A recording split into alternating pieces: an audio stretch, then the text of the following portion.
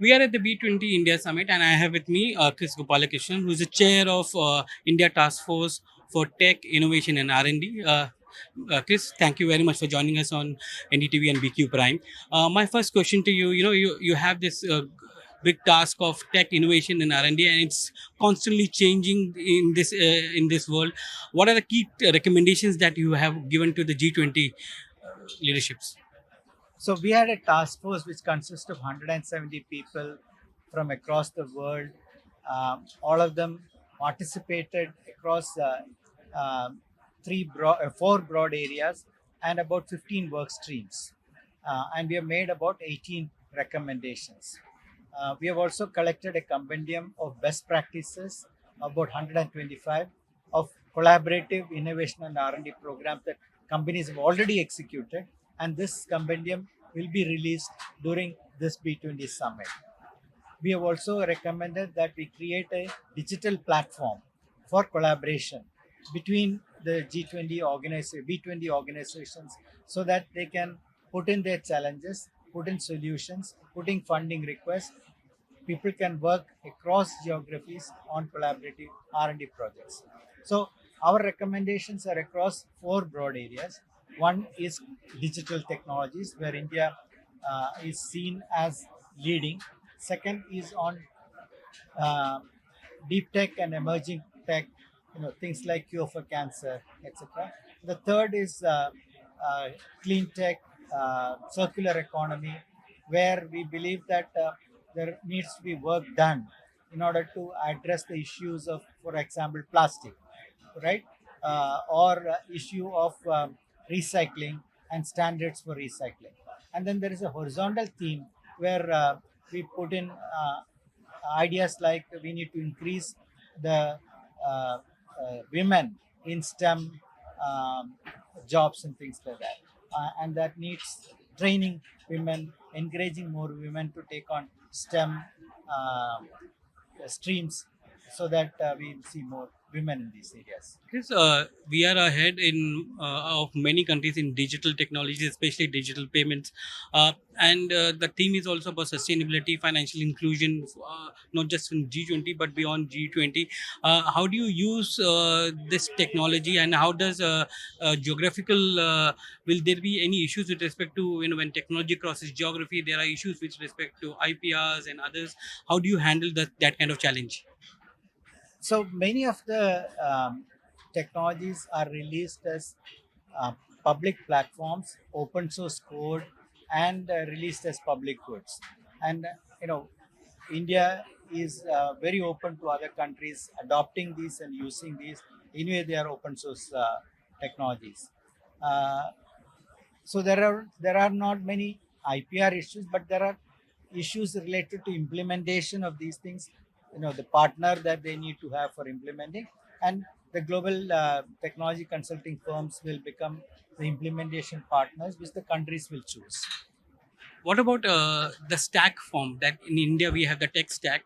At the bottom of it is a public infrastructure, which gives you the entire range of ID and other stuff, which also takes care of the legal framework with respect to privacy.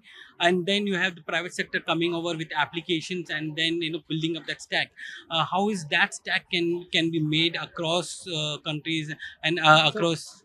so once the digital public infrastructure is available, private innovation can happen on top of that. Now, private innovation can actually migrate from India once the digital public infrastructure is available, or there can be local private innovations.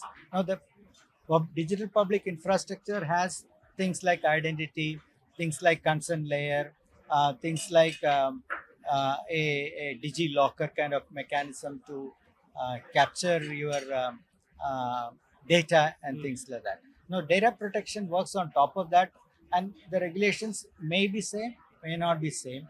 One of the things that we are discussing here is how do you harmonize these laws, Hmm. right? So that it doesn't change across countries, or the changes are minimized and things like that. But once you adopt this architecture, right? The key thing is to adopt this architecture. The ability to migrate to other geographies, especially the developing countries significantly increased, and that's what we are recommending. Does your entire thing also looks at the entire concept of AI and how it could be disruptive, or it could be also in advantages to everyone? We believe that AI will be advantageous by and large because every technology that has come till now, including digital computer, we have seen is by and large beneficial, and there may be some misuse that happens with technology. Now, where this misuse can be upfront identified, maybe we can find technology solutions, but sometimes the misuse cannot be identified upfront, then we need regulations. Now, this is true for any technology. So, if you look at an automobile, what do we have? We have roads on which you can drive the car, right? You can't drive it on the pavement. You need a driver's license to drive the car, right? Yeah. There are various rules. There are safety equipment within the car, so you have to wear the seat belt, right? The manufacturer has to provide the seat belt. So any technology is like that, right? So the technology will come over time. We understand the benefits of that technology and the downsides of the technology. Where we can protect people from the downsides, we will provide it within the technology itself, like the seat belt. Where it can be, there will be regulation saying that you have to drive only on the road. What is the role of a private equity and and people like you, because you've been funding innovation and technology and everything? So what is your role? How do you see private equity can come into this and enhance and push it further? See, risk funding is necessary for innovation because innovation is risky. We say that 1 or 2 out of 10 startups will succeed, right? So you need to fund 10, then only you can identify the 2 that will succeed. So that is why risk funding is necessary.